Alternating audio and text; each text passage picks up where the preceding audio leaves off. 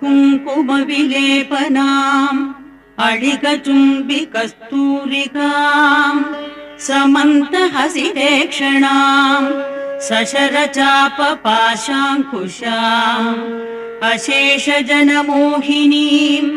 अरुणमाल्यभूषाम्बराम् जपाकुसुमभासुराम् जपविधौ स्मरेदम्बिकाम्।